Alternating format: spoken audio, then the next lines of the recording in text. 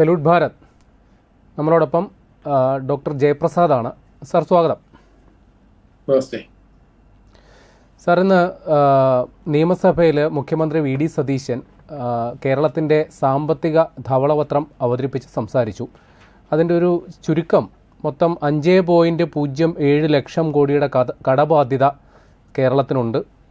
കടുത്ത ട്രഷറി പ്രതിസന്ധി രൂക്ഷമാണ്. 48,733 കോടിയുടെ കുടിശ്ശിക ഉണ്ട്. പിന്നെ കുറേ നിർദ്ദേശങ്ങൾ വരുന്നുണ്ട്. പെൻഷൻ അതായത് വിരമിക്കൽ പ്രായം കേന്ദ്ര സർക്കാർ ജീവനക്കാരോടൊപ്പം ഏർപ്പാടാക്കണം. നഷ്ടത്തിലുള്ള പൊതുമേഖലാ സ്ഥാപനങ്ങളൊക്കെ സ്വകാര്യവൽക്കരിക്കണം. സോളാർ പദ്ധതികൾ, അതേപോലെ ജലവൈദ്യുത പദ്ധതികൾ കൂടുതലായിട്ട് തുടങ്ങണം. അങ്ങനെ കുറേയൊക്കെ നിർദ്ദേശങ്ങളും വന്നു.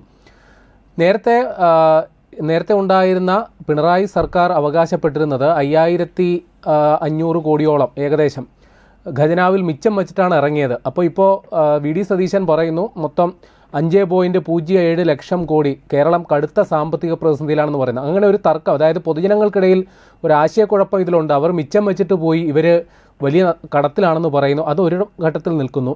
എൻ്റെ ഒരു ചോദ്യം ഇതാണ്: വി ഡി സതീശൻ ഇത്ര വലിയ ഒരു ബാധ്യതയുടെ നടുക്കാണ് സംസ്ഥാന സർക്കാർ നിൽക്കുന്നത് എന്ന് ഇപ്പോൾ വിളിച്ചു പറയുമ്പോൾ അത് ഒരു മുൻകൂർ ജാമ്യം എടുക്കലാണോ, അതോ കേരളം വരുന്ന ദിവസങ്ങളിൽ വലിയ രീതിയിലുള്ള സാമ്പത്തിക പരിഷ്കരണ നടപടികളിലേക്ക് പോകുമോ? സാറിന് എന്താ തോന്നുന്നു?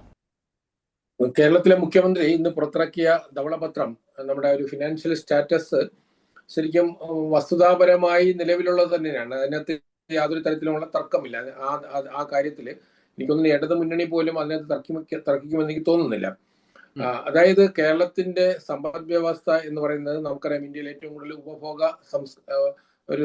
ഉള്ള സംസ്ഥാനമാണ്. അതായത് ഉൽപാദന മേഖലയിൽ, വിശേഷിച്ചും പ്രൈമറി സെക്കൻഡറി കാർഷിക വ്യാവസായിക മേഖലയിൽ പൂർണ്ണമായും പരാജയപ്പെട്ട ഒരു സംസ്ഥാനമാണ്. ടാക്സുകൾക്കപ്പുറം നമുക്ക് കേരളത്തിലെ വരുമാനം എന്ന് പറയുന്നത് പരിമിതമാണ്.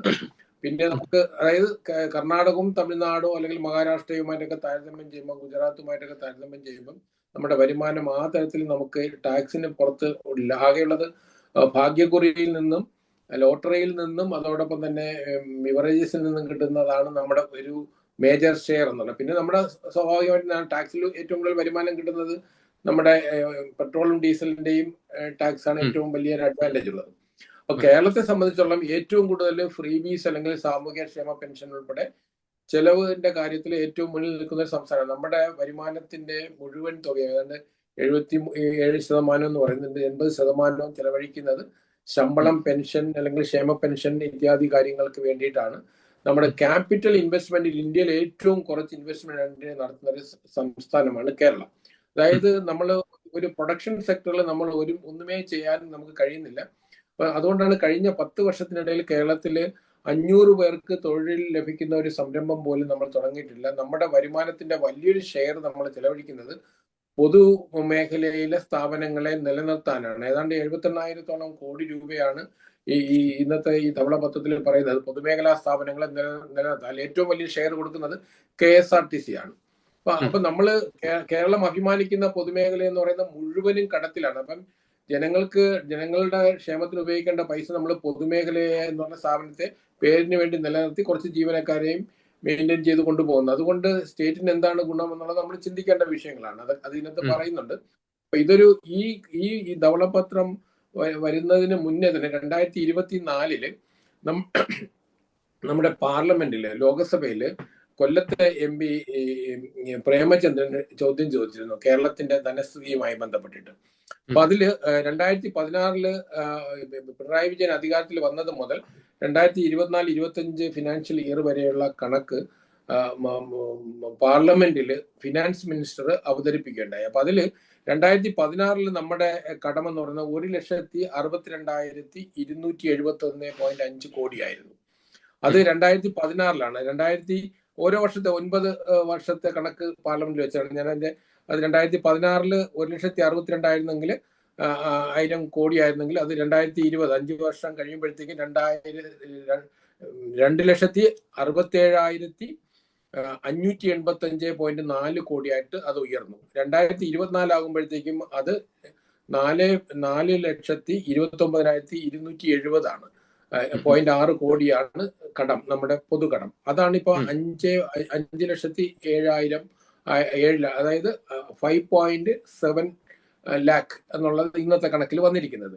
ഇതല്ലാതെ തന്നെ ഏതാണ്ട് 1,80,000 കോടി രൂപയുടെ നമ്മുടെ കിഫ്ബിയുടെ കടം കൂടെയുണ്ട്. അതും കൂടെ കയറുമ്പോൾ നമ്മുടെ 6 ലക്ഷത്തോളം വരും നമ്മുടെ പൊതുകടം. അപ്പൊ ഈ പൊതുകടത്തിൽ നിൽക്കുന്ന അതായത് കേരളം കടക്കണിയിലായ ഒരു സംസ്ഥാനമാണ്. വി ഡി സതീശൻ അധികാരത്തിൽ വരുമ്പോൾ അതിന്റെ ഏറ്റവും പാരമ്യത്തിൽ നിൽക്കുന്ന അവസരമാണ് വി ഡി സതീശൻ അധികാരത്തിൽ വരുന്നത്. അപ്പൊ ഇവിടെ നമ്മൾ വി ഡി സതീശന്റെ നമ്മുടെ അദ്ദേഹത്തിന്റെ ഉദ്ദേശ ലക്ഷ്യത്തെ നമ്മൾ ചോദ്യം ചെയ്യുന്നില്ല. പക്ഷെ ഇവിടെ ഏറ്റവും ദയനീയമായ ഒരു പ്രശ്നം വരാൻ പോകുന്നത്, ഈ സർക്കാർ ഒരുപാട് ഫ്രീബീസ് പ്രഖ്യാപിച്ചാണ് അധികാരത്തിൽ വന്നത്. അതായത് ഇന്ദിരാ ഗ്യാരണ്ടി എന്നുള്ള തലത്തിൽ നമ്മുടെ സാമ്പത്തികമായിട്ട് ഏറ്റവും കൂടുതൽ പൈസ ചെലവഴിക്കുന്ന തരത്തിൽ, അല്ലെങ്കിൽ ഒരർത്ഥത്തിൽ അത് എത്രമാത്രം ശരിയോ തെറ്റാണെന്നുള്ളതല്ല, ഒരർത്ഥത്തിൽ ദൂർത്ത് വേണമെങ്കിലും പറയാം. ആ തരത്തിലുള്ള പദ്ധതികളെ പ്രഖ്യാപിച്ചുകൊണ്ടാണ് ജനക്ഷേമം എന്ന് ഞാൻ പറഞ്ഞത്. കാരണം ഫ്രീബീസ് കൊടുക്കുന്നത് ജനക്ഷേമമല്ല. അപ്പൊ അത് അവർ പ്രഖ്യാപിക്കുക മാത്രമല്ല, കഴിഞ്ഞ ദിവസം ഗവർണറുടെ നയപ്രഖ്യാപനത്തിലും അത് കൊടുക്കുമെന്ന് പറയുന്നുണ്ട്. അതിൽ ഏറ്റവും പ്രധാനപ്പെട്ട ഒരു പദ്ധതിയാണ് KSRTC തകർന്നടിഞ്ഞു നിൽക്കുന്ന പൊതുമേഖലയിൽ ഏറ്റവും ബാധ്യത ഉണ്ടാക്കുന്ന KSRTCയിൽ സ്ത്രീകൾക്ക് സൗജന്യ യാത്ര. അത് പാവപ്പെട്ട സ്ത്രീകൾക്ക് മാത്രം കൊടുത്തിരുന്നെങ്കിൽ, അല്ലെങ്കിൽ ഡെയിലി വേജസ് ജോലി ചെയ്യാൻ പോകുന്ന, അല്ലെങ്കിൽ ആ വേജസ് കിട്ടുന്ന അത്തരം ജോലിക്ക് പോകുന്നവർക്ക് മാത്രം കൊടുത്തിരുന്നെങ്കിൽ നമുക്ക് അതിനെ സപ്പോർട്ട് ചെയ്യാൻ പറ്റും. ഇതങ്ങനെയല്ല. കേരളത്തിലെ എല്ലാ സമ്പന്ന വിഭാഗങ്ങൾക്കും ഫ്രീ ആയിട്ട് KSRTC യാത്ര ചെയ്യാം. മറ്റൊന്ന്, എല്ലാ കോളേജിൽ പോകുന്ന എല്ലാ പെൺകുട്ടികൾക്കും 1000 രൂപ മാസം തോറും കൊടുക്കാനുള്ള പദ്ധതി. ക്ഷേമ പെൻഷൻ 2000 നിന്ന് 3000 ആക്കാൻ പോകുന്നത് ഈ അടുത്ത കാലത്താണ് 2000 ആക്കിയത്, കഴിഞ്ഞ പഞ്ചായത്ത് തെരഞ്ഞെടുപ്പിൽ. അത്തരം പദ്ധതികൾ. അതുപോലെ തന്നെ 5 ലക്ഷം രൂപ പലിശ ഇല്ലാതെ യുവാക്കൾക്ക് സ്വയം തൊഴിൽ ചെയ്യാനുള്ള വായ്പാ പദ്ധതി. 25 ലക്ഷത്തിന്റെ ഗ്യാരണ്ടി, അതായത് ഇൻഷുറൻസ്, ആരോഗ്യ ഇൻഷുറൻസ് എല്ലാ കുടുംബങ്ങൾക്കും. ഇങ്ങനെ തുടങ്ങിയിട്ടുള്ള പദ്ധതികൾ, ഇതൊക്കെ നമുക്ക് കേൾക്കാൻ വളരെ സുഖകരമായ ഒരു കാര്യമാണ്. അപ്പൊ ഇതില് നമ്മുടെ മുന്നിൽ വന്നത്, ഈ ധവളപത്രം ഇറക്കിയ സർക്കാരാണ് ഈ വരുന്ന 15-ാം തീയതി മുതൽ കേരളത്തിലെ പൊതുമേഖല തകർന്നു നിൽക്കുന്ന ഒരു പൊതുമേഖലയിൽ ഏറ്റവും വലിയ ബാധ്യത. അതായത് സ്റ്റേറ്റിന്റെ പിന്തുണയിലാണ് ഇന്ന് ഈ KSRTC മാസം തോറും ശമ്പളം കൊടുക്കുന്നത്. അപ്പൊ ഒരു മാസം സ്റ്റേറ്റ് സപ്പോർട്ട് ഇല്ലെങ്കിൽ KSRTC നിലനിൽക്കാൻ കഴിയില്ല. അവിടെ ഫ്രീ യാത്ര കൊടുക്കുന്നത് ഒരു മിനിമം ഒരു മാസത്തെ KSRTCക്ക് ഒരു 60-70 കോടി രൂപയെങ്കിലും അവർക്ക് കൊടുക്കേണ്ടി വരും, അല്ലെങ്കിൽ അവർക്ക് ശമ്പളം കൊടുക്കാൻ കഴിയാത്തൊരു അവസ്ഥ വരും. അപ്പൊ ഇതില് ഈ ധവളപത്രത്തിൽ പറയുന്ന ഒരു പ്രധാന വിഷയം എന്ന് പറഞ്ഞാൽ, ഏതാണ്ട് പൊതുമേഖലയുടെ നഷ്ടം 78,755 കോടി രൂപയാണ് പൊതുമേഖലാ സ്ഥാപനങ്ങളെ നിലനിർത്തിക്കൊണ്ടു പോകുന്നതിന് വേണ്ടിയിട്ട് സ്റ്റേറ്റ് ഖജനാവിൽ ചെലവഴിക്കുന്നത്. അത് ഓരോ വർഷം അത് കൂടി വരികയാണ്. അതിൽ KSRTCയും അതുപോലെ വാട്ടർ അതോറിറ്റിയാണ് ഏറ്റവും വലിയ കടക്കണി നിൽക്കുന്ന മേഖലകൾ. ഇപ്പൊ 2 മേഖല ഒഴിച്ച് നേരത്തെ നമ്മൾ സൂചിപ്പിച്ച ലോട്ടറിയും ബിവറേജും ഒഴിച്ച് ബാക്കിയെല്ലാം നഷ്ടത്തിൽ പോകുന്ന ഒരു സ്ഥലമാണ് കേരളം. മറ്റൊന്ന്, ഇതിൽ തന്നെ സർക്കാർ ജീവനക്കാർക്ക് കൊടുക്കേണ്ട DA കുടിശ്ശിക മാത്രം 27,000-ലധികം കോടി രൂപയുടെ ബാധ്യതയുണ്ട്. അതായത് മറ്റു തരത്തിൽ ജീവനക്കാർക്ക് കൊടുക്കേണ്ടതെല്ലാം കൂടെ ഏതാണ് 48,000 കോടിയിലധികം രൂപ അവിടെയും വരികയാണ് ജീവനക്കാർക്ക്. ഇതെല്ലാം കടമാണ്, കൊടുക്കാതിരിക്കാൻ കഴിയില്ല. ഇപ്പൊ ഈ വർഷം കഴിഞ്ഞ ദിവസം മാസ് റിട്ടയർമെന്റ് കഴിഞ്ഞ ദിവസമാണ്, കഴിഞ്ഞ മെയ് 30-ാം തീയതി കേരളത്തില്. ആ തരത്തിൽ ഗവൺമെന്റിന് ഒരുപാട് ബാധ്യതകൾ അവിടെ നിൽക്കുന്നുണ്ട്. അപ്പൊ കേന്ദ്രത്തിന്റെ സഹായം കുറഞ്ഞത് കൊണ്ടാണ് നമ്മൾ കിടക്കണിയിലായെന്ന് നമുക്ക് പറയാൻ കഴിയില്ല. അങ്ങനെ ലോകത്തിലെ അല്ലെങ്കിൽ ഇന്ത്യയിലെ ഒരു സംസ്ഥാനവും കേന്ദ്ര സഹായം കിട്ടാത്തതുകൊണ്ട് കടം കയറി എന്ന് പറയാൻ കഴിയില്ല. നമ്മളുടെ ധനകാര്യ നയം, അത് നമുക്ക് ലഭിക്കുന്ന പൈസയും അതിനെ എങ്ങനെ നമ്മൾ വിനിയോഗിക്കുന്നു എന്നുള്ളത് ഒരു ഭാഗത്ത്. മറ്റൊന്ന്, നമുക്ക് കൂടുതൽ പൈസ ഉണ്ടാകുന്നതിന് വേണ്ടി എന്ത് ശ്രമം നടത്തി എന്നുള്ളതാണ്. മറ്റൊന്ന്, നമ്മൾ ഇത്രയും നഷ്ടത്തിലോടുന്ന പൊതുമേഖലയെ നമ്മൾ നിലനിർത്തി കൊണ്ടുപോകേണ്ട ആവശ്യമുണ്ട്. അപ്പൊ നരേന്ദ്രമോദി സർക്കാർ അധികാരത്തിൽ വന്നതിന് ശേഷം പൊതുമേഖലയിൽ നഷ്ടത്തിലോടുന്ന ബഹുഭൂരിപക്ഷം സ്ഥാപനങ്ങളെയും അതിന്റെ ഓഹരി വിറ്റഴിക്കേണ്ട. എന്താ വെച്ചാൽ, നമ്മുടെ സാധാരണക്കാരന്റെ നമ്മൾ കൊടുക്കുന്ന ടാക്സിന്റെ പണം എടുത്ത് ഇത്തരം പൊതുമേഖലയിലെ വെള്ളാനകളെ വളർത്തിയിട്ട് ആർക്ക് വേണ്ടിയിട്ടാണ്? ഇപ്പൊ കേരളത്തിൽ തന്നെ നമുക്കറിയാലോ, KSRTCക്ക് വേണ്ടി ചിലവഴിക്കുന്ന രൂപ നിങ്ങൾ ആലോചിച്ച് നോക്കൂ. കേരളത്തിലെ പൊതുഗതാഗതത്തിൽ 80% പേരും യാത്ര ചെയ്യുന്നത് സ്വകാര്യ മേഖലയിലെ ബസ്സുകളുണ്ട്. ഇപ്പൊ തിരുവനന്തപുരം ജില്ലയിൽ മാത്രമാണ് KSRTCക്ക് മേൽക്കോയ്മ 10-60% ത്തിലധികം ഏതാണ്ട് മേൽക്കോയ്മയുള്ളത്. മറ്റ് ജില്ലകളിൽ വരുമ്പോൾ കൊല്ലമാണ് 2ാം സ്ഥാനത്ത് വരുന്നത്. മലബാർ ജില്ലകളിൽ KSRTCയുടെ സേവനം എന്ന് പറയുന്നത് അതിന്റെ അതായത് 20 അവർക്കൊരു ചെറിയ നാമമാത്രമായ പങ്കാളിത്തമേ ഉള്ളൂ. അപ്പൊ ഈ സൗജന്യ യാത്ര പോലും കേരളത്തിലെ എല്ലാ ജില്ലയിലും ഒരുപോലെ കിട്ടുന്നില്ല. UDFന് ഏറ്റവും കുറച്ച് വോട്ട് കിട്ടിയ ഇടതുപക്ഷത്തിനും BJPക്കും സീറ്റ് കിട്ടിയ തിരുവനന്തപുരം ജില്ലയിലാണ് KSRTCയുടെ ബെനിഫിറ്റ് ജനങ്ങൾക്ക് കൂടുതൽ ലഭിക്കുന്നത്. 2ാം സ്ഥാനത്ത് കൊല്ലം ജില്ലയായിരിക്കും വരിക. അതേസമയം മലപ്പുറം ജില്ലയിൽ വെറും 6-7% ഉള്ളൂ KSRTCയുടെ ഷെയർ. അതായത് മലപ്പുറം ജില്ലയിലെ 90%-ലധികം സാധാരണക്കാരനെ യാത്ര ചെയ്യുന്നത് സ്വകാര്യ ബസ്സിലാണ്. അത് കാസർഗോഡ്, കണ്ണൂര്, കോഴിക്കോട്, തൃശ്ശൂർ, പാലക്കാട് ഈ ജില്ലകളിലൊക്കെ സ്വകാര്യ ബസ്സാണ് സാധാരണക്കാരനെ ആശ്രയിക്കുന്നത്. അപ്പൊ അവൻ ഈ കൺസെഷൻ കിട്ടുന്നുമില്ല. അപ്പം കേരളം ഇത്രയും വലിയ തുക ചെലവഴിച്ചിട്ടും കേരളത്തിലെ സാധാരണക്കാരായ സ്ത്രീ യാത്രക്കാർക്ക് പോലും 80% സ്ത്രീ യാത്രക്കാർക്കും ഇതിന്റെ ബെനിഫിറ്റ് കിട്ടില്ല. KSRTCയെ ഡിപ്പെൻഡ് ചെയ്യുന്നവർക്ക് മാത്രമേ ഇതിന്റെ ബെനിഫിറ്റ് കിട്ടുള്ളൂ. അതൊരു ഭാഗത്ത്. അപ്പൊ നമ്മൾ ഈ സർക്കാർ അങ്ങനെ വരികയാണ്. അപ്പൊ നമ്മൾ ഇത് ഗവൺമെന്റിന്റെ ആത്മാർത്ഥത നമ്മൾ ചോദ്യം ചെയ്യുന്നത് അതുകൊണ്ടാണ്. കാരണം മറ്റൊന്ന്, കേരളത്തിലെ ധനസ്ഥിതി മെച്ചപ്പെടുത്തുന്നതിന് വേണ്ടി എന്തെങ്കിലും കർമ്മ പദ്ധതി അത് ഇനി ഗവൺമെന്റ് പ്രഖ്യാപിക്കേണ്ടതാണ്. എന്ത് കർമ്മ പദ്ധതിയാണുള്ളത്? ഇനി ടാക്സ് ഏർപ്പെടുത്താം. ഇന്ത്യയിൽ ഏറ്റവും കൂടുതൽ ടാക്സ് ചുമത്തുന്ന ഒരു സ്റ്റേറ്റ് ആണ് കേരളം. അപ്പൊ ഇത് ഒരു മേഖലയിലും നോക്കില്ല. പിന്നെ എഫിഷ്യന്റ് ആയിട്ട് ടാക്സ് പിരിച്ചെടുക്കാൻ കഴിഞ്ഞാൽ കുറച്ച് തുക ലഭിക്കും തീർച്ചയായിട്ടും. കാരണം നമ്മുടെ ഒരുപാട് മേഖലകളിൽ വിശേഷം സഹകരണ സ്ഥാപനങ്ങൾ ഉൾപ്പെടെയുള്ള ഒരുപാട് മേഖലകളിൽ ഗവൺമെന്റിന്റെ കൺസെഷൻ വാങ്ങി അല്ലെങ്കിൽ യഥാവിധി അവർ പൈസ ടാക്സ് കൊടുക്കാതെ മുന്നോട്ട് പോകുന്നുണ്ട്. അപ്പൊ ആ തരത്തിൽ ഗവൺമെന്റിന് കുറച്ച് ഊർജ്ജസ്വലമായി പ്രവർത്തിച്ചാൽ ടാക്സിൽ കുറച്ച് വരുമാനം കൂടുമെന്നല്ലാതെ നമ്മുടെ കേരളത്തിന്റെ പൊതുവായ കടത്തെ അതിജീവിക്കുന്നതിന് ഒന്നും കഴിയില്ല. ഇതിന് വേണ്ടത് നമ്മൾ കൂടുതൽ ഇൻവെസ്റ്റ്മെന്റ് ആകർഷിക്കുകയും കൂടുതൽ നിക്ഷേപം വരികയും കൂടുതൽ നമ്മുടെ സ്റ്റേറ്റിന് വരുമാനം കിട്ടുന്ന തരത്തിൽ, അതായത് വ്യാവസായിക മേഖലയിൽ അല്ലെങ്കിൽ അങ്ങനെയുള്ള തൊഴിൽ മേഖലയിൽ കൂടുതൽ ഇൻവെസ്റ്റ്മെന്റ് വന്ന കമ്പനികളൊക്കെ അങ്ങനെ വന്നാൽ മാത്രമാണ് കേരളത്തിൽ വരുമാനം കിട്ടുള്ളൂ. ഇന്നും നമ്മൾ കേരളം സർവൈവ് ചെയ്യുന്നത് നമുക്കറിയില്ല. 5 പതിറ്റാണ്ടായി കേരളത്തിലെ ലക്ഷക്കണക്കിന് യുവാക്കൾ വിദേശ രാജ്യങ്ങളിൽ പോയി പണി ചെയ്ത് അവരയക്കുന്ന റെമിറ്റൻസ് കൊണ്ടാണ്. നമ്മുടെ ഏതാണ്ട് 35% സ്റ്റേറ്റിന്റെ സമ്പത്തും വരുന്നത് ഈ റെമിറ്റൻസിലൂടെയാണ്. അതുകൊണ്ടാണ് നമ്മൾ പട്ടിണി സ്റ്റേറ്റ് അല്ലാതായി നിൽക്കുന്നത്. ഗവൺമെന്റിൻ്റെതായ ഒരു പ്രവർത്തനം കൊണ്ടല്ല. ഗവൺമെന്റ് ചെയ്യുന്ന ക്ഷേമ പ്രവർത്തനങ്ങൾ തീർച്ചയായിട്ടും അനിവാര്യമാണ്, നിർത്താൻ പാടില്ല. പക്ഷെ അത് അർഹിക്കുന്നവർക്ക് മാത്രമാണ് കൊടുക്കേണ്ടത്. പക്ഷെ കേരളത്തെ സംബന്ധിച്ച് അത്തരം പല പരിപാടികളിലും അല്ലെങ്കിൽ അതിന്റെ ബെനിഫിഷ്യറി എന്ന് പറയുന്നത് എല്ലാവരും അർഹിക്കുന്നവരും മാത്രമല്ല, അനർഹരായവർ പലരും വരുന്നുണ്ട്. ഇപ്പൊ നമുക്കൊരു ഉദാഹരണത്തിന് ഡിഗ്രി വിദ്യാഭ്യാസം ഇപ്പൊ കേരളത്തിൽ സൗജന്യമാക്കി കോളേജുകളിൽ. യഥാർത്ഥത്തിൽ സമ്പന്നരായ കുട്ടികളുടെ മക്കളുടെ നിന്ന് ഫീസ് വാങ്ങുന്നതിന് എന്ത് കുഴപ്പം ആണുള്ളത്? അല്ലെങ്കിൽ നമ്മുടെ പൊതുമേഖലയിൽ പ്രവർത്തിക്കുന്ന എല്ലാ പൊതുമേഖലാ സ്ഥാപനത്തിന്റെയും മുകളിൽ നാം ഇരിക്കുന്നതെല്ലാം നമ്മുടെ രാഷ്ട്രീയ പാർട്ടിയിലെ ചെറിയ രാഷ്ട്രീയ പാർട്ടികൾ ഉൾപ്പെടെ തോറ്റുപോയ ആളുകൾക്ക് കുടിയിരുത്താൻ വേണ്ടിയിട്ടാണ് ഇതിന്റെ ചെയർമാൻ സ്ഥാനം. അതായത് യാതൊരു എഫിഷ്യൻസിയും ഇല്ലാത്ത ആളുകളാണ് നമ്മുടെ പൊതുമേഖല ബോർഡുകളുടെ ചെയർമാൻ സ്ഥാനത്തിരിക്കുന്നത് പല സ്ഥാപനങ്ങളും. ഇപ്പൊ നമുക്കറിയാം, പഴയ കാലത്ത് ആദ്യം കേരള സ്കൂട്ടേഴ്സ് തുടങ്ങി, അത് പരാജയപ്പെട്ടു. അതിന് കേരള ഓട്ടോമൊബൈൽസ് തുടങ്ങി, അത് പരാജയപ്പെട്ടു. കേരള സോപ്സ് ആൻഡ് ഓയിൽസ്, കേരളത്തിൽ തുടങ്ങിയിട്ടുള്ള എല്ലാ വ്യവസായങ്ങളും നമ്മൾ ഓരോ ജില്ലയിലെ കണക്കെടുത്ത 100 കണക്കിന് സ്ഥാപനങ്ങളാണ് പൊതുമേഖലയിൽ തുടങ്ങിയിട്ട് പരാജയപ്പെട്ടത്. അപ്പം ആ തരത്തില് നമ്മൾ എഫക്റ്റീവായിട്ട് നമ്മളെ ധനകാര്യ മാനേജ്മെന്റ് നടത്തുന്നതിന് വേണ്ടിയിട്ടുള്ള ചർച്ചകൾ നടത്തുന്നില്ല. മാത്രമല്ല, കൂടുതൽ കടക്കണിയിലേക്ക് കേരളം പോകാൻ പോവുകയാണ്.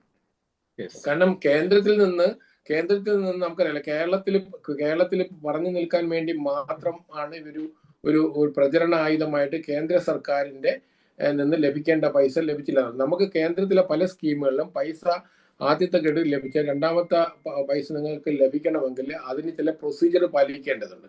അപ്പൊ യൂട്ടിലൈസേഷൻ സർട്ടിഫിക്കറ്റ് കൊടുത്തില്ലെങ്കിൽ നിങ്ങൾക്ക് അതിന്റെ പണം ലഭിക്കില്ല. അതുപോലെ ഇപ്പൊ ഇന്ത്യ മുഴുവനും നടപ്പാക്കി, കോൺഗ്രസ് ഭരിക്കുന്ന സംസ്ഥാനങ്ങൾ നടപ്പാക്കിയതാണ് PM ശ്രീ സ്കൂൾ, അതായത് സ്കൂൾ ഫോർ റൈസിംഗ് ഇന്ത്യ എന്നുള്ള പദ്ധതി. അപ്പൊ അത് പ്രകാരം കേരളം അതിൽ ഒപ്പിട്ടിട്ട് പിന്മാറി നിൽക്കുകയാണ്. അപ്പൊ അത് പ്രകാരമുള്ള പൈസ നമുക്ക് ലഭിക്കുന്നില്ല. പല കേന്ദ്രാവിഷ്കൃത പദ്ധതികളും കേരളത്തിൽ പ്രോപ്പറായിട്ട് നടപ്പാക്കാത്തതുകൊണ്ട് അതിന്റെ ബെനിഫിറ്റ് നമുക്ക് ലഭിക്കാതെ പോകും. അപ്പം നമ്മള് യഥാർത്ഥത്തിൽ ഇന്ത്യയിൽ സെൻട്രൽ സ്റ്റേറ്റ് റിലേഷൻസ് വളരെ വ്യക്തമായി നിർവചിച്ചിട്ടുണ്ട്.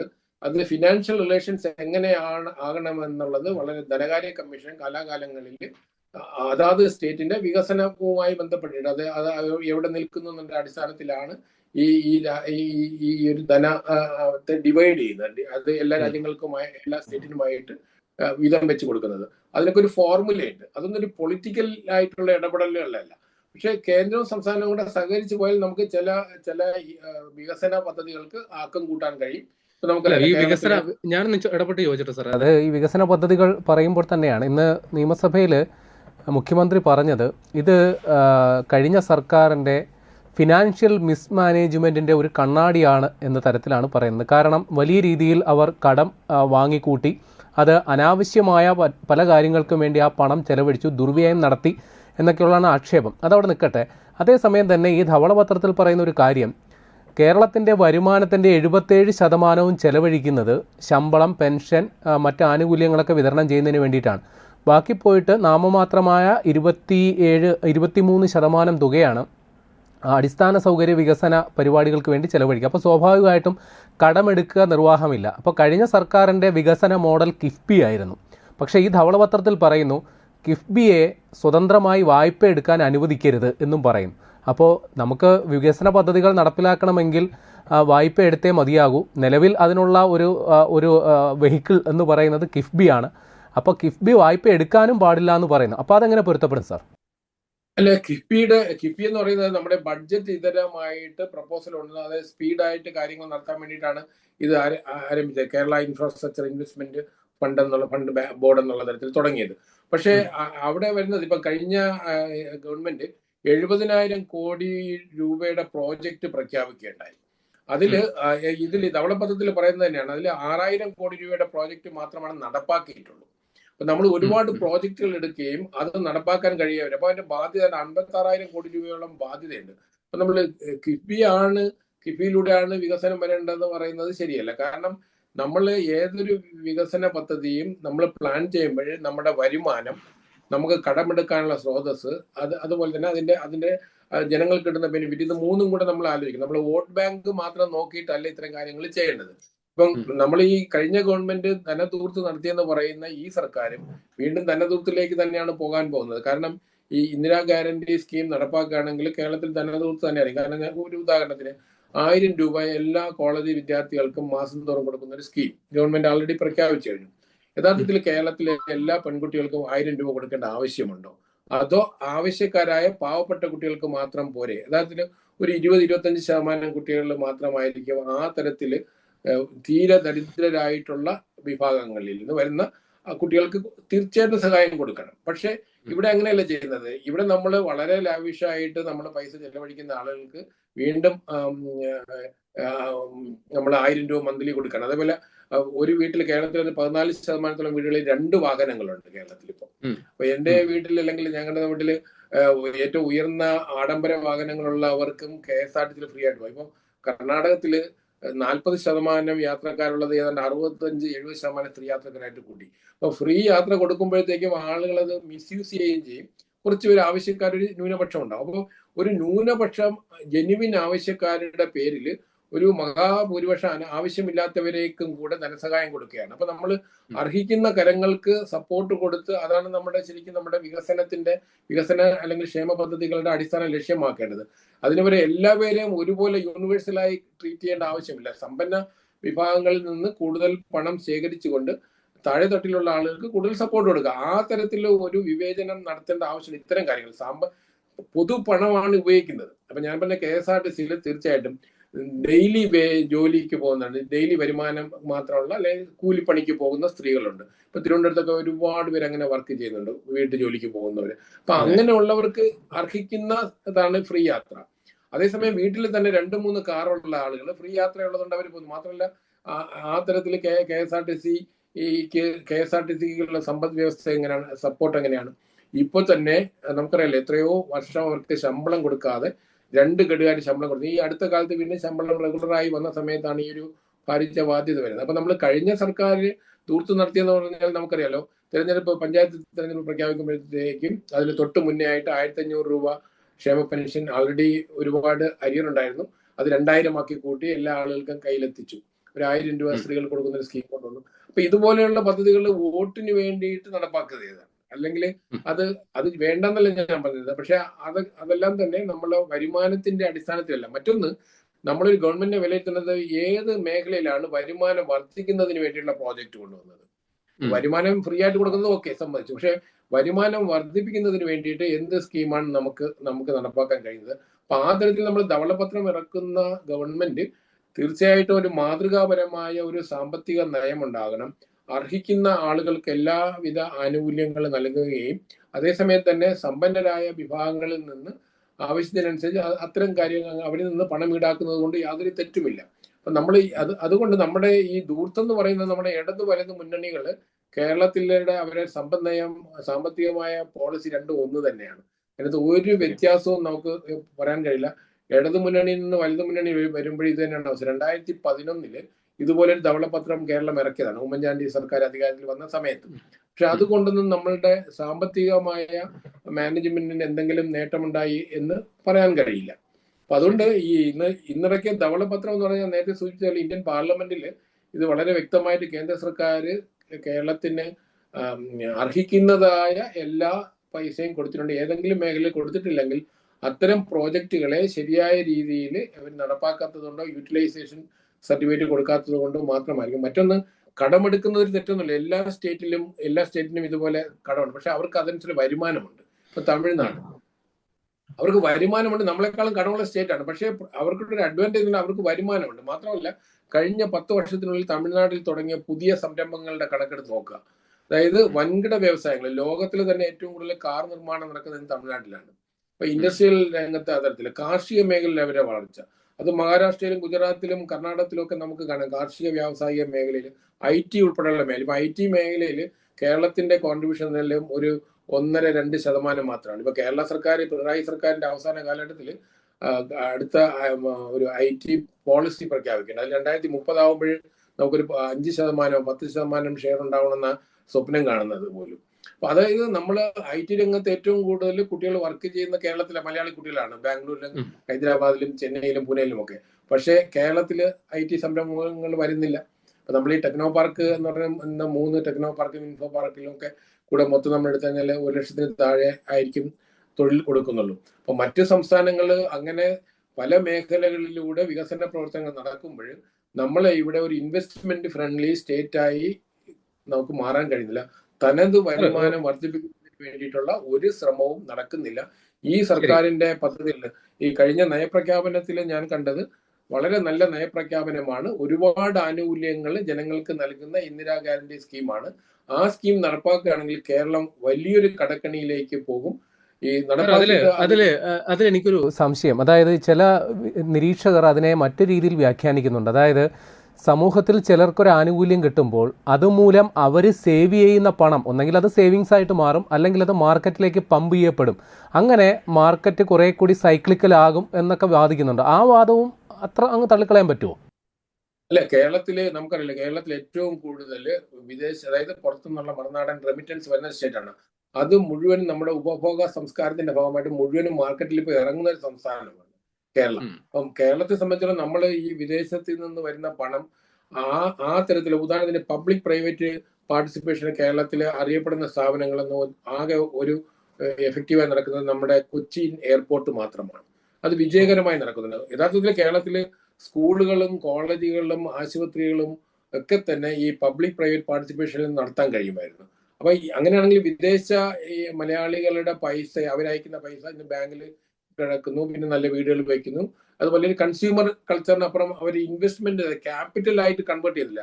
നമ്മൾ കേരളത്തിന്റെ ഏറ്റവും നിർഭാഗ്യകരമായ അവസ്ഥകളിൽ ഏറ്റവും വലിയ ഹ്യൂജ് എമൗണ്ട് നമുക്ക് വിദേശത്ത് നിന്ന് അയക്കുന്ന റെമിറ്റൻസ് ഉണ്ട്. ആ റെമിറ്റൻസിനെ നമ്മൾ മാർക്കറ്റിൽ പോകുന്നത് ഒഴിച്ചു കഴിഞ്ഞാൽ അത് ക്യാപിറ്റലായിട്ട് കൺവേർട്ട് ചെയ്യാൻ കഴിയുന്നില്ല. ഗവൺമെന്റിന് അങ്ങനെ ഒരു ഓൾട്ടർനേറ്റീവ് സ്കീം വെക്കാൻ കഴിയുന്നില്ല. ഇപ്പൊ സർക്കാർ പ്രോജക്റ്റിന് പകരം നമ്മുടെ ഇപ്പൊ പബ്ലിക് പ്രൈവറ്റ് പാർട്ടിസിപ്പേഷനോടെ കേരളത്തിൽ ഇത്തരം പദ്ധതികൾ നടപ്പാക്കിയിരുന്നെങ്കിൽ ഇപ്പോൾ നല്ലൊരു സൂപ്പർ സ്പെഷ്യാലിറ്റി ഹോസ്പിറ്റല് എന്തുകൊണ്ടായിക്കോട്ടെ, നമുക്കിപ്പം ഒരു എയർപോർട്ട് നമ്മൾ വിജയകരമായി നടത്തുന്നുണ്ട് കഴിഞ്ഞ 2 പതിറ്റാണ്ടായിട്ട്. അതുപോലെ നമുക്ക് എത്ര സ്ഥാപനങ്ങൾ തുടങ്ങാം. അങ്ങനെ വരുമ്പോഴത്തേക്കും അതില് ഷെയർ ഹോൾഡേഴ്സ് എന്ന് പറഞ്ഞാൽ ഭൂരിപക്ഷം പേരും ഈ NRIക്കാരായിട്ടുള്ള ആൾക്കാരാണ്, അല്ലെങ്കിൽ NRK മലയാളികളായിട്ടുള്ള ആൾക്കാരാണ്. അപ്പം ഗവൺമെന്റ് ഒരു ആൾട്ടർനേറ്റീവ് പദ്ധതികളൊന്നും വെക്കുന്നില്ല.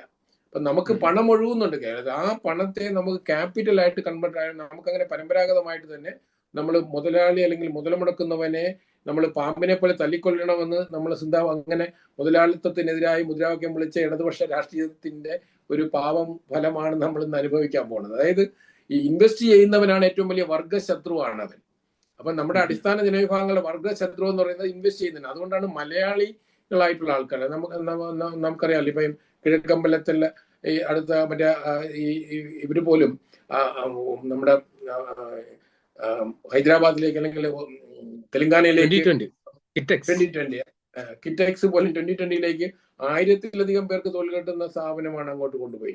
വളരെ വിജയകരമായിട്ട് അവിടെ നടപ്പാക്കി. ഗവൺമെന്റ് അതിനുള്ള സപ്പോർട്ട് കൊടുക്കുന്നുണ്ട്. അപ്പൊ ഇവിടെ നമ്മളൊരു ഇൻവെസ്റ്റ്മെന്റ് ഫ്രണ്ട്ലി സ്റ്റേറ്റ് ആയിട്ട് മാറണം. പിന്നെ നമ്മളുടെ വിദേശത്ത് നിന്ന് കേരളത്തിലേക്ക് ഒഴുകുന്ന പണത്തിന്റെ വലിയ ശതമാനം ബാങ്കിൽ കെട്ടിക്കിടക്കുന്നുണ്ട്. അതിനെ നമുക്ക് പബ്ലിക് പ്രൈവറ്റ് പാർട്ടിസിപ്പേഷനിലൂടെ ക്യാപിറ്റൽ ഇൻവെസ്റ്റ്മെന്റ് ആയിട്ട് കണക്കാക്കണം. അങ്ങനെ വരുമ്പോഴത്തേക്ക് കൂടുതൽ തൊഴിൽ സംരംഭങ്ങൾ ഉണ്ടാവും. അപ്പൊ അതിനാവശ്യമായ രാഷ്ട്രീയ കാലാവസ്ഥ ഉണ്ടാവും. ഇന്ന് കേരളത്തിലെ ആളുകൾ ഭയക്കുന്ന കേരളത്തിലെ ഈ പറഞ്ഞ നമ്മുടെ നോക്കുകൂലി ഉള്ള നമ്മുടെ മുഖ്യമന്ത്രിയുടെ മകളുടെ വിഷയത്തിൽ പോലും ഇതൊന്നും ജോലി ചെയ്യാതെ ആണ് കൂലി വാങ്ങി എന്നുള്ളതാണ് ED റെയ്ഡുമായിട്ട് ബന്ധപ്പെടുത്തിയിട്ട് നമ്മൾ ചർച്ച ചെയ്യുന്ന വിഷയം. അപ്പൊ ഈ നോക്കുകൂലിയാണ് കേരളത്തിന്റെ ശാപം. അപ്പൊ അതുകൊണ്ട് കേരളത്തെ നമ്മൾ ചർച്ച ചെയ്യേണ്ടത് കേരളത്തെ എങ്ങനെ ഇൻവെസ്റ്റ്മെന്റ് ഫ്രണ്ട്ലി ആക്കാം. നല്ല മാൻ പവർ ഉള്ള ഒരു സ്റ്റേറ്റ് ആണ് ഇന്ത്യ മുഴുവനും. ലോകം മുഴുവനും ഇത്രയും യങ് ആയിട്ടുള്ള ടാലന്റഡ് ആയിട്ടുള്ള യുവത്വം ഉള്ള സ്റ്റേറ്റ്. മറ്റൊന്നും നമുക്കറിയില്ല, കേരളത്തിലെ കുട്ടികൾ പഠിക്കാൻ പോലും കേരളത്തിൽ നിന്ന് ഇപ്പൊ ലക്ഷക്കണക്കിന് കുട്ടികളാണ് പുറത്ത് ഡിഗ്രി കോഴ്സുകൾ പഠിക്കാനായിട്ട്, സോഷ്യൽ സയൻസ് വിഷയങ്ങൾ പഠിക്കാനായിട്ട് കേരളത്തിൽ നിന്ന് പുറത്തു പോകാനാണ്. കഴിഞ്ഞ 3-4 വർഷമായിട്ട് കേരളത്തിലെ എയ്ഡഡ് കോളേജുകളിലെ ഡിഗ്രി കോളേജുകളിലെ, അതായത് അഫിലിയേറ്റഡ് കോളേജുകളിലെ ഡിഗ്രി സീറ്റിൽ 45% സീറ്റ് വേക്കന്റ് ആയിട്ട് കിടക്കുകയാണ്. അത് MG യൂണിവേഴ്സിറ്റിയിൽ 55%. അപ്പോൾ നമ്മൾ ഈ പറഞ്ഞ പഠിക്കാൻ പോലും ഈ ആനുകൂല്യം നിങ്ങളിവിടെ കൊടുത്തിട്ടും കുട്ടികൾ പഠിക്കാൻ പുറത്തു പോവുകയാണ്. കേരളത്തിലെ പൊതുമേഖലയിലെ സ്ഥാപനങ്ങളിലാണ് കുട്ടികളെ കിട്ടാതെ ഉള്ളൂ, സ്വാശ്രയ മേഖലയിലല്ല. അപ്പൊ ഗവൺമെന്റിന്റെ പൊതുമേഖലയിലെ ആശുപത്രികളിലെ ആളുകൾക്ക് വിശ്വാസമില്ല, പൊതുമേഖലയിലെ വിദ്യാഭ്യാസ സ്ഥാപനത്തിന് മിഡിൽ ക്ലാസ്സിന് വിശ്വാസമില്ല. അവനവന്റെ മക്കളെ പുറത്തു വിടുന്നു. കേരളത്തിലെ CPM-ന്റെ അല്ലെങ്കിൽ ഇടതുപക്ഷത്തിന്റെ പ്രമുഖ നേതാക്കളുടെ മക്കളെല്ലാം പഠിച്ചത് കേരളത്തിന് വെളിയിലാണ്. അത് നമ്മുടെ പിണറായി വിജയന്റെ മകൾ ഉൾപ്പെടെ. അവര് കേരളത്തിലെ ഈ വിദ്യാർത്ഥി രാഷ്ട്രീയമുള്ള ക്യാമ്പസിലല്ല അവരെ മക്കളെ പഠിപ്പിച്ചത്. എന്തുകൊണ്ട്? അപ്പൊ ആ തരത്തില് കേരളത്തിലെ വിദ്യാഭ്യാസ സ്ഥാപനങ്ങളിൽ നിങ്ങൾ എന്തൊക്കെ ആനുകൂല്യം കൊടുത്തിട്ടും നമ്മളിപ്പോ ഈ സമരവുമായിട്ട് ബന്ധപ്പെട്ട് ചർച്ച പോയതുകൊണ്ട് ഈ ധവള പത്രത്തിലുള്ള ഒരു കാര്യം കൂടി എനിക്കിത് പറയാതെ നിർവാഹമില്ല. വിരമിക്കൽ പ്രായം കേന്ദ്ര സർക്കാരിന് സമാനമായി വർദ്ധിപ്പിക്കാം. ശമ്പള കമ്മീഷൻ 10 വർഷത്തിലൊരിക്കൽ മാത്രം. അപ്പോൾ ജീവനക്കാരുടെ കൂടി വലിയ രീതിയിൽ ഇപ്പോൾ പോസ്റ്റൽ വോട്ടടക്കം UDF വലിയ രീതിയിൽ സമാഹരിച്ചിട്ടാണ് ഈ തെരഞ്ഞെടുപ്പിൽ വിജയം നേടിയത്. ഇപ്പോൾ ജീവനക്കാരെ വളരെ രീതിയിൽ വിശ്വാസം എടുത്തിരുന്നു. പക്ഷെ അവരെ ഒരു നിരാശ ഉണ്ടാകുന്ന ഒരു അവസ്ഥയല്ലേ ഇതിന് പൊതുവെ നിരീക്ഷിക്കുമ്പോൾ? അല്ല യഥാർത്ഥത്തിലെ ശമ്പള പരിഷ്കരണം കേന്ദ്രത്തിലും 10 വർഷത്തിലൊരിക്കലാണ് ഇപ്പം നിലവിലുള്ളത്. അത് കേരളത്തിൽ യഥാർത്ഥത്തിലെ 10 വർഷത്തിലൊരിക്കൽ ആകണമെന്ന് ഒരുപാട് സാമ്പത്തിക വിദഗ്ധന്മാർ ഇതിനു മുമ്പ് അഭിപ്രായപ്പെട്ടിട്ടുണ്ട്. പല ചർച്ചകളിലും ഈ തരത്തിലുള്ള അഭിപ്രായങ്ങളുണ്ട്. പക്ഷെ നമ്മുടെ സംഘടനാ ശക്തി കൊണ്ട് നമ്മൾ അതിനെയൊക്കെ ഒരു ഇടത് വലത് ഗവൺമെന്റുകൾ അത് സ്വീകരിച്ചില്ലെന്നേ ഉള്ളൂ. യഥാർത്ഥത്തിൽ ശമ്പള പരിഷ്കരണം 10 വർഷത്തിലൊരിക്കൽ മതിയും. അതുപോലെ ഒപ്പം തന്നെ റിട്ടയർമെന്റ് പ്രായം കേന്ദ്ര സർക്കാരിന് തുല്യമായിട്ട് കൂട്ടണം. ഇന്ത്യയിലെ എല്ലാ സംസ്ഥാനങ്ങളും അങ്ങനെ തന്നെയാണ്. കാരണം ഇന്നിപ്പോ നമ്മൾ 20 വർഷം അല്ലെങ്കിൽ 20-25 വർഷം ജോലി ചെയ്ത ഒരാള് അയാൾ 56 വയസ്സിൽ റിട്ടയർ ചെയ്തിട്ട് 90 വയസ്സ് വരെ അദ്ദേഹത്തിന് പെൻഷൻ കൊടുക്കുകയാണ്, പിന്നെ ഫാമിലി പെൻഷൻ കൊടുക്കുകയാണ്. അപ്പൊ ഇന്ന് നമ്മൾ 55 വയസ്സാണെന്ന് അത്ര നമ്മുടെ കേരളത്തിൽ വളരെ ചെറുപ്പമാണ്. നമ്മുടെ ആയുർദൈർഘ്യം കൂടിയപ്പോൾ നമുക്ക് അതിൻ്റെതായ വ്യത്യാസമുണ്ട്. അപ്പം 56 വയസ്സിൽ നമ്മുടെ മുഖ്യമന്ത്രിക്ക് തന്നെ, ഇപ്പൊ കഴിഞ്ഞ മുഖ്യമന്ത്രി 82 വയസ്സുള്ള ആളാണ് മുഖ്യമന്ത്രി, ഇപ്പോഴത്തെ പ്രതിപക്ഷ നേതാവ്. അതുകൊണ്ട് ഈ 56 വയസ്സ് മുതലേ സ്റ്റേറ്റിന്റെ പെൻഷൻ കൊടുത്ത് എന്തിനാണ് ആളുകൾ വീട്ടിൽ അവരെ കുറച്ചുകൂടി അവരുടെ കായിക ശേഷി ഉപയോഗിച്ചുകൂടെ? അപ്പൊ ആ തരത്തിൽ നമ്മൾ ചിന്തിക്കേണ്ട കാര്യമുണ്ട്. മാത്രമല്ല നമ്മുടെ വളരെ ലേറ്റ് ആയിട്ടാണ് പലരും ജോലി കയറുന്നത്. അവര് ഒരു മിനിമം ശമ്പളത്തിൽ 20 വർഷം 25 വർഷം സർവീസിന് ശേഷം ഒരു പെൻഷൻ ആജീവനാന്തം വാങ്ങുകയും അപ്പൊ അത് പൊതുവെ നമ്മുടെ സമ്പദ് വ്യവസ്ഥയ്ക്ക് നഷ്ടം തന്നെയാണ്. അപ്പൊ അതുകൊണ്ട് അവരുടെ കർമ്മശേഷിയെ കൂടുതൽ ഉപയോഗിക്കാൻ കഴിയണം. പിന്നെ ശമ്പള പരിഷ്കരണം തീർച്ചയായിട്ടും 10 വർഷത്തിലൊരിക്കൽ മതി. കാരണം സെൻട്രൽ ഗവൺമെന്റും 10 വർഷത്തിലൊരിക്കൽ ചെയ്യുന്നുള്ളൂ. അപ്പൊ കേരളത്തില് സംഘടനാ ശക്തി ഉപയോഗിച്ചുകൊണ്ടാണ് ഈ 5 വർഷത്തിലൊരിക്കൽ ശമ്പള പരിഷ്കരണം നടത്തിയത്. അത് കേരളത്തിന്റെ ഒരു ധനകാര്യ മിസ്മാനേജ്മെന്റിന്റെ ഭാഗമായി മാറുകയുണ്ടായി. ഇപ്പൊ കഴിഞ്ഞ 2021 സർക്കാർ തെരഞ്ഞെടുപ്പിന് തൊട്ട് മുന്നെയാണ് ശമ്പള പരിഷ്കരണം നടപ്പാക്കിയത്. അപ്പൊ വലിയൊരു ബാധ്യതയും വെച്ചുകൊണ്ടാണ് തെരഞ്ഞെടുപ്പിന് നേരിടുന്നത്. ഭാഗ്യവശാല് ആ സർക്കാർ തന്നെ റീഎലക്ട് ചെയ്യപ്പെട്ടു. ഒരുപക്ഷെ അല്ലെങ്കിൽ ആ വരുന്ന ഗവൺമെന്റിന്റെ ബാധ്യതയായി വരും.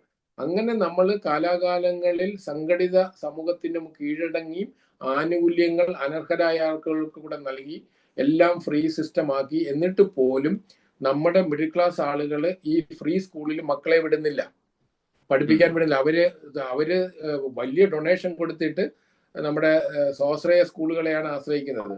മാത്രമല്ല ഡിഗ്രി സയൻസ് സബ്ജക്റ്റിനാണ്. ഇപ്പൊ നമ്മുടെ MG യൂണിവേഴ്സിറ്റി ആയിട്ട് ബന്ധപ്പെട്ട പല കോളേജിലും വേക്കന്റ് ആയി കിടക്കുന്ന സയൻസ് സബ്ജക്റ്റാണ്. എന്നിട്ട് നമ്മുടെ മക്കളെ, ഇതേ പ്രദേശത്തുള്ള ആളുകളുടെ മക്കളെ ഡിഗ്രി പഠിക്കാൻ, BA BSc BCom പഠിക്കാനായിട്ട് കേരളത്തിന് വെളിയിൽ വിടുന്നു. ഇപ്പൊ കേരളത്തിനകത്ത് തന്നെ നമ്മളിപ്പോ കൊമേഴ്സിന് ഒരുപാട് ഇൻസ്റ്റിറ്റ്യൂഷൻസ്, ഒരുപാട് പരസ്യങ്ങളൊക്കെ നടത്തുന്നു. അപ്പൊ ആളുകൾ, കുട്ടികൾ അവിടെയാണ് വിടുന്നത്. ഗവൺമെന്റ് ഫ്രീ വിദ്യാഭ്യാസം കൊടുക്കുന്ന ഗവൺമെന്റ് കോളേജിൽ മക്കളെ കൊമേഴ്സ് പഠിക്കാൻ വിടുന്നില്ല. അതിന് പകരം വിടുന്നത് സ്വാശ്രയ മേഖലയാണ്. എന്തുകൊണ്ട്? അതായത് ക്വാളിറ്റി വൈസിൽ ഗവൺമെന്റ് മേഖല പരാജയപ്പെടുകയും നമ്മുടെ സമൂഹത്തിന്റെ, സ്റ്റേറ്റിന്റെ മൊത്തം ധനം അതിനുവേണ്ടി നമ്മൾ ഉപയോഗിക്കുകയും ചെയ്യപ്പെടുകയും ചെയ്യുന്നുണ്ട്. അപ്പൊ അതിന്റെ ഗുണപരമായി നോക്കുമ്പോൾ അതിന്റെ ബെനിഫിറ്റ് സമൂഹത്തിന് കിട്ടുന്നില്ല. മാത്രമല്ല സമൂഹത്തിന് പൊതുമേഖലയോട് താല്പര്യവുമില്ല. അപ്പൊ അങ്ങനെ വരുമ്പോൾ നമ്മൾ കുറച്ചുകൂടെ ഒരു പുനർവിചിന്തനം നടത്തണം. നമ്മൾ ഏതെല്ലാം മേഖലയിലാണ് ആനുകൂല്യങ്ങൾ കൊടുക്കേണ്ടത്, അർഹിക്കുന്നവർക്ക് മാത്രം കൊടുത്താൽ പോരെ. ഇപ്പൊ എൻ്റെ ഒരു ചോദ്യം ഇതാണ്, കേരളത്തെ സംബന്ധിച്ചിടത്തോളം അർഹിക്കുന്നവർക്ക് കൊടുക്കണം. എല്ലാ ആനുകൂല്യങ്ങളും ഇപ്പം കൊടുക്കുന്നതിന്റെ ഇരട്ടി കൊടുക്കണമെന്ന് എൻ്റെ അഭിപ്രായം. പക്ഷെ അത് അർഹിക്കുന്നവർക്കാവണം. അർഹിക്കാതെ നമ്മൾ എല്ലാവർക്കും ഒരുപോലെ ചെയ്തിട്ട്, അപ്പം ഇപ്പോഴത്തെ VD സതീശൻ സർക്കാർ വലിയൊരു സാമ്പത്തിക ബാധ്യത പ്രഖ്യാപിച്ചുകൊണ്ടാണ് ഈ ധവളപത്രം പുറപ്പെടുവിച്ചിരിക്കുന്നത്. ഇതിനകത്ത് ഒരു വലിയൊരു വിരോധാഭാസമുണ്ട്. ഈ ധവളപത്രം പുറത്തിറക്കിയ ഒരു സംസ്ഥാനത്ത് എങ്ങനെയാണ് ഇന്ദിരാ ഗ്യാരണ്ടി സ്കീം നടപ്പാക്കാൻ പോകുന്നത്, അത് നമ്മൾ വരുന്ന ആളുകൾ നമ്മൾ കൂടുതൽ ചർച്ച ചെയ്യും. അത് വീണ്ടും അടുത്ത 5 വർഷം കഴിയുമ്പോൾ ഇറങ്ങുന്ന ധവളപത്രത്തിലായിരിക്കും നമ്മൾ ഭീമകരമായ ഒരവസ്ഥയെ നമ്മൾ തിരിച്ചറിയാൻ പോകുന്നത്. യെസ്, നന്ദി സർ.